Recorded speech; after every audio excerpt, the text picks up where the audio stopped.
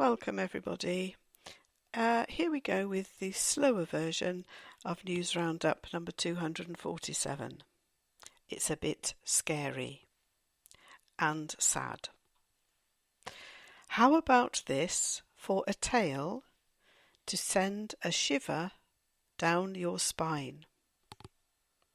The Daily Mirror reports that mum of two, Andrea Mort, from St Helens, Merseyside, got the fright of her life after mistaking a 4-foot ball python curled up in her kitchen sink for a rubber toy.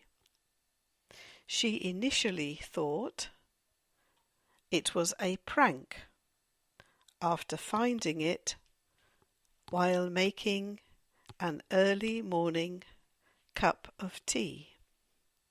Her son, Gareth Mort, 23, managed to scoop up the creature and called out the RSPCA to collect it. He commented, "We woke up in the morning and my mum noticed it first. She thought that I had put a toy one there at first as a joke, and it actually looked like one at first, and then when we started prodding it, its tongue was coming out and it started moving its head." Eek. Adults who want to leap back to their childhood are in for a treat, says the Daily Star. A huge ball pit with thumping loud music is to tour the UK in August. It will be filled with 200,000 balls, big inflatables and playground games, and it will also be packed with special golden prize balls offering up prizes. A spokesperson for Ball Mania said, "Remember the absolute elation of jumping around in pools full of plastic multicoloured balls when you were a kid? Well, good news, as we're bringing that experience back. Our ball pit is the largest in the country, and we're opening it up exclusively for adults." Interesting property news in the Daily Express, who tell us that archaeologists have discovered the remains of 3 properties in Burhead, Moray, Scotland. They have not yet been dated, but 2 of them are believed to be from the Pictish period of Scotland, which was during the late Iron Age and early medieval periods. The last property is believed to be from the Middle Ages. John Barrett, a historian from Moray, is among the team working on uncovering the properties. He said, "We've discovered bits of bone at the site as well, so it should be no problem to carbon date the finds, but that process will take several weeks. My guess is that the older ones are Pictish, but we'll have to wait and see."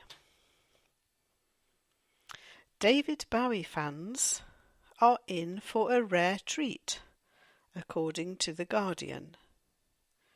6 signed photographs taken by travelling companion Jeff McCormack will be auctioned at an entertainment memorabilia sale at Bonhams in Knightsbridge, central London in June. McCormack photographed the late singer on the Trans-Siberian Railway. The two were on the train from Vladivostok to Moscow after the Japan leg of his Ziggy Stardust tour in 1973. Bowie was there partly due to his acute fear of flying, but also because he wanted to see the Soviet Union. McCormack said, "For me, these images almost feel as if they belong in a family album.